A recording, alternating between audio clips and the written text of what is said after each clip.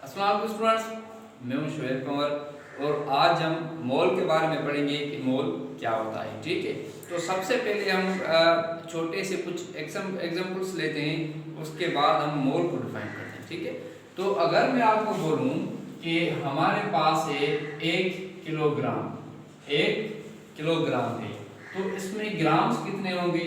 तो आप बताएंगे सर 1000 ग्राम्स। ठीक है, 1000 ग्राम्स हो गए। उसके बाद अगर मैं आपको बोलूं कि हमारे पास है 1 लीटर, तो 1 लीटर के अंदर कितने मिलीलीटर्स होते हैं? 1000 मिलीलीटर्स। ठीक है, उसके बाद अगर मैं आपको बोलूं 1 डजन किसके इक्वल होता है? तो आप बोलेंगे सर 12 पीसेस। ठीक है, तो आप ये जो देख रहे हैं ये सब यूनिट्स हैं। ये सब क्या है? ये यूनिट्स हैं। किसी भी चीज को मेजर करने के लिए ये यूनिट्स दिए गए हैं। ठीक है ना, तो ये आप मुझे बता सकते हैं।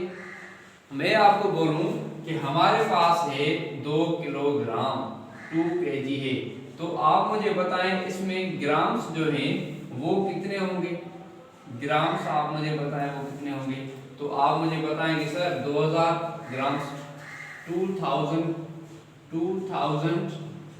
ग्राम्स। ओके, आप मुझे ये बता देंगे। अगर मैं आपको बोलूं कि हमारे पास है 24 grams of carbon, 24 grams of carbon है हमारे पास, तो आप मुझे इसमें एक तो नंबर ऑफ एटम्स बताएं। क्या बताएं? नंबर ऑफ एटम्स बताएं। दूसरा नंबर ऑफ आयंस बताएं, नंबर ऑफ आयंस बताएं। और तीसरा हमें आप नंबर ऑफ पार्टिकल्स बताएं, नंबर ऑफ पार्टिकल्स। तो आप कैसे बताएंगे? गौर से आप थोड़ा देखिए। यहाँ पर आप देखें 1 किलोग्राम किसके इक्वल होता है? 1000 ग्राम के इक्वल होता है। उसके बाद 1 लीटर किसके इक्वल होता है? 1000 मिलीलीटर के इक्वल होता है।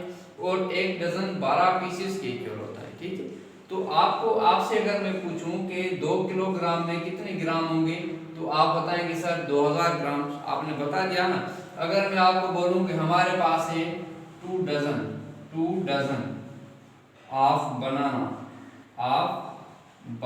तो आप मुझे बताएं कि इसमें बनाना कितने हो गए? तो आप बताएंगे सर 24 बनाना।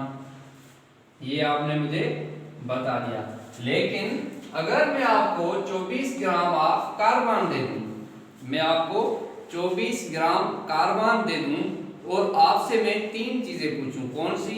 आपसे मैं एक तो नंबर ऑफ एटम्स पूछूं, नंबर ऑफ आयंस पूछूं और नंबर ऑफ पार्टिकल्स पूछूं, तो आप मुझे नहीं बता सकेंगे। क्यों नहीं बता सकेंगे? क्योंकि कार्बन एक एलिमेंट है। कार्बन क्या है? एक एलिमेंट है। ओके, और यहाँ पर इसमें नंबर ऑफ एटम्स फाइंड करना बहुत ही मुश्किल है। क्यों मुश्किल है? क्योंकि ये एटम्स तो बहुत ही छोटे होते हैं, तमाम ये छोटे होते हैं। उसके बाद आयंस भी बहुत छोटे हैं, तो आप तो इनको काउंट नहीं कर सकते ना। उसके बाद पार्टिकल्स भी आप नहीं बता सकते कि छोटे, बहुत ही छोटे ये पार्टिकल्स होते हैं, तो आप मुझे नहीं बता सकते। तो इस मसले को हल करने के लिए एक वैल्यू दे दिया गया। ठीक है, एक यूनिट दे दिया गया जिसका नाम है मोल। ठीक है, क्या दिया गया? एक यूनिट दिया गया जिसका नाम है मोल। ठीक है, तो इसको मैं अब मिटाता हूं, आपको समझ में आ गया होगा और आगे भी मैं आपको अभी समझाता हूं। तो किसी भी सब्सटेंस, किसी भी एलिमेंट, किसी भी कंपाउंड के अंदर नंबर ऑफ एटम्स फाइंड करने के लिए, नंबर ऑफ आयंस फाइंड करने के लिए एक यूनिट दे दिया गया जिसका नाम है मोल। ओके, सो मोल जो है एक यूनिट है। Mole is a measuring unit. Mole is a measuring unit in SI system. Mole जो है क्या है? एक मेजरिंग यूनिट है।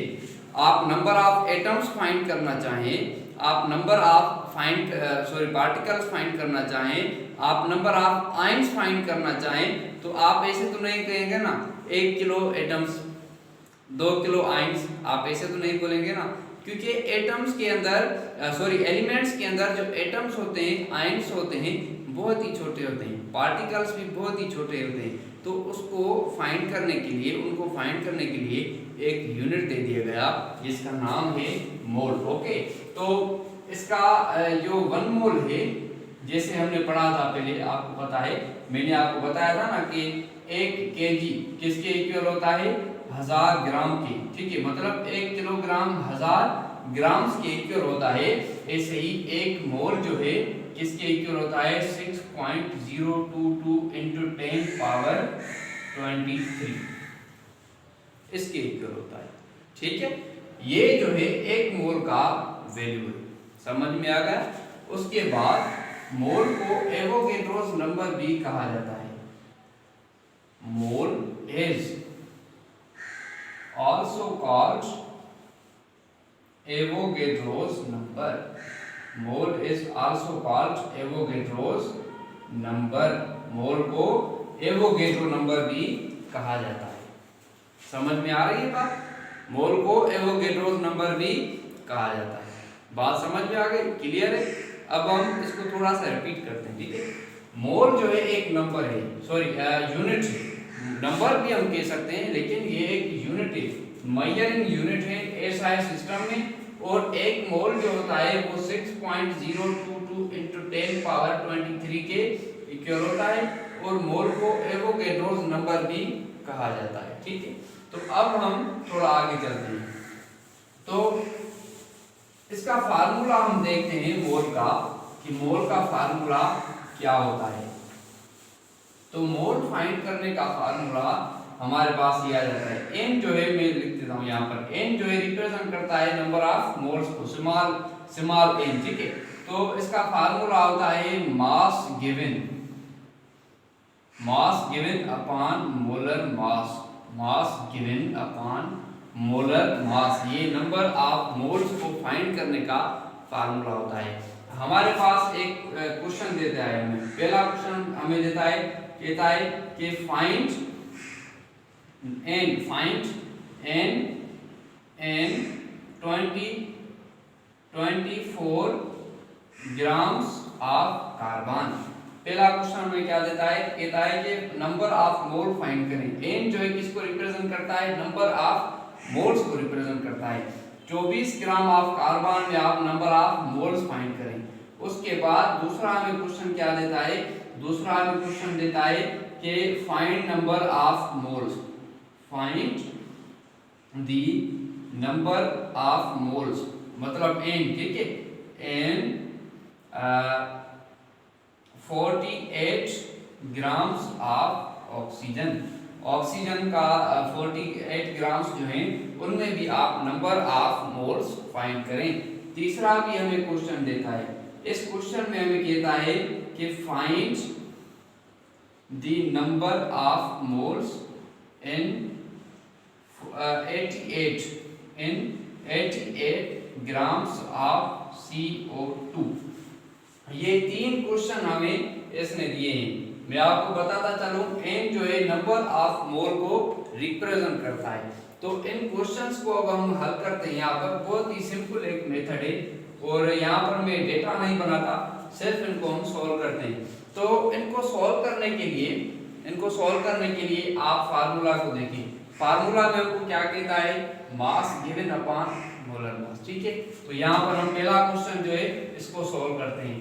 तो यहाँ पर मैं लिखता हूँ n, मतलब number of moles. Number of moles किसके इक्वल होते हैं, फार्मूला को आप देखिए, mass given upon molar mass. तो इसमें हमको मास कितना दिया हुआ है, 24 दिया गया हो। उसके बाद हम यहाँ पर लिखेंगे मोलर मास। अगर कंपाउंड है तो उसका हम मोलर मास निकालेंगे, अगर कोई एलिमेंट दिया गया है तो इसका हम एटॉमिक मास लिखेंगे। तो यहाँ पर कार्बन का एटॉमिक मास कितना होता है, 12। सिंपल बात है। जब हम इनको सॉल्व करेंगे तो हमारे पास क्या आ जाएगा, 2 आ जाएगा, मतलब 2 मोल्स ऑफ कार्बन। ये पहला क्वेश्चन हमारा सोल्व हो गया। बहुत ही सिंपल है, ठीक है। तो इसका मतलब है कि 24 ग्राम कार्बन में कितने मोल्स हैं? 2 मोल्स हैं। बात समझ में आ गई आपको? ठीक है। उसके बाद दूसरा हम क्वेश्चन इसका सोल्व करते हैं। उसमें हमको कहता है कि find the number of moles in 48 grams of oxygen. तो ऐसा ही हम जो है फार्मूला को फॉलो करेंगे जैसे पहले हमने क्वेश्चन सोल्व किया। तो नंबर ऑफ मोल्स किसके इक्वल है? Mass given upon molar mass. Mass given upon molar mass. तो मास यहाँ पर क्या दिया गया है? 48 हमें मास दिया गया है। और ऑक्सीजन का मास कितना होता है? ऑक्सीजन का मास होता है 16, ठीक है। तो इसको जब हम सॉल्व करेंगे तो हमें क्या मिल जाएगा? 3 मिल जाएगा, मतलब 3 मोल्स ऑफ ऑक्सीजन। बात समझ में आ रही है आपको? तो ये जो है मोल फाइंड करने का मेथड है। उसके बाद अगर हम तीसरा क्वेश्चन सोल्व करें तो कैसे करेंगे? देखिए आप, हमसे बोल रहा है कि 48 ग्राम्स ऑफ CO2। तो यहाँ पर हम फार्मूला जो है उसको फॉलो करेंगे। तो यहाँ पर हमें मास कितना गिवन है? 88 जो है हमको मास जो है गिवन है। 48 नहीं, 88 हमें मास गिवन है। तो अब यहाँ पर हम क्या लिखेंगे? Molar mass. ये कंपाउंड है तो इसका हम मोलर मास निकालेंगे। मोलर मास कैसे निकाला जाता है? फर्ज करें कार्बन है, कार्बन का मास कितना होता है? 12। उसको हम मल्टीप्लाई करेंगे नंबर ऑफ एटम्स से। कार्बन के नंबर ऑफ एटम्स 1 है, तो यहाँ पर हमें सिंपल 12 मिल जाएगा। उसके बाद अब हम आते हैं ऑक्सीजन पर। तो ऑक्सीजन का मास कितना होता है? 16। नंबर ऑफ एटम्स कितने हैं? 2। तो यहाँ पर क्या मिल जाएगा? 32। अब हम इनको ऐड करेंगे तो हमें क्या मिल जाएगा? 44। तो यहाँ पर हम लिखेंगे 44। इनको हम जब सॉल्व करेंगे तो हमें क्या मिल जाएगा? हमें मिल जाएगा 2, मतलब 2 मोल्स ऑफ CO2। तो ये जो है ये मोल फाइंड करने का एक मेथड है, ठीक है। तो ये हमारे पास मोल हो गया। मोल फाइंड करने का मेथड यही है, ठीक है। तो फिर से मैं आपको बता रहा हूं कि मोल जो है एक यूनिट है।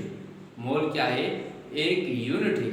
किसी भी एलिमेंट के अंदर number of atoms, number of particles, number of ions find करने का एक मेथड है, ठीक है।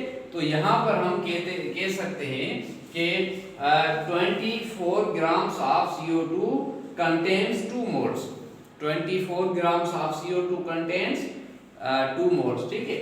और मैं आपको एक और चीज बताता चलता हूँ कि अगर मैं आपसे बोलूँ कि हमारे पास है 12 gram of carbon, 12 gram of carbon हमारे पास है 12 ग्राम ऑफ कार्बन। तो इसमें नंबर ऑफ एटम्स कितने होंगे या नंबर ऑफ मोल्स कितने होंगे? 1 मोल। नंबर ऑफ मोल कितने होंगे?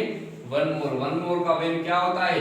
6.022 into 10 पावर 23। अगर मैं आपको बोलूं कि हमारे पास है 24 ग्राम ऑफ C, मतलब कार्बन, तो यहाँ पर कितने हो जाएंगे? हमारे पास हो जाएंगे 2 मोल्स, ठीक है। क्या हो जाएंगे? 2 मोल्स। क्यों हो जाएंगे? क्योंकि जब हमारे पास 12 ग्राम जो है 1 मोल है तो 24 ग्राम कितना हो जाएगा? 2 मोल्स हो जाएगा। उसके बाद अगर हम कहें कि हमारे पास है 16 ग्राम्स ऑफ ऑक्सीजन, तो हमारे पास कितना मोल आ जाएगा? 1 मोल आ जाएगा। 16 ग्राम ऑफ कार्बन कितना आ जाएगा? 1 मोल, मतलब 6.022 into 10 पावर 23, ठीक है। अगर मैं आपको कहूं कि हमारे पास है 32 ग्राम ऑफ सल्फर, तो हमारे पास कितने मोल आ जाएंगे? 1 मोल आ जाएगा। क्यों? क्योंकि 1 मोल जो है किसके इक्वल होता है? 6.022 into 10 पावर 23। इनका मतलब ये है कि 32 ग्राम ऑफ सल्फर में इतने पार्टिकल्स होते हैं, इतने नंबर ऑफ एटम्स होते हैं, ठीक है। इतने नंबर ऑफ एटम्स होते हैं, इतने जो है पार्टिकल्स होते हैं, इतने जो है वो आयन होते हैं। तो ये हमारे पास सिंपल सा मेथड है मोल फाइंड करने का। Thank you.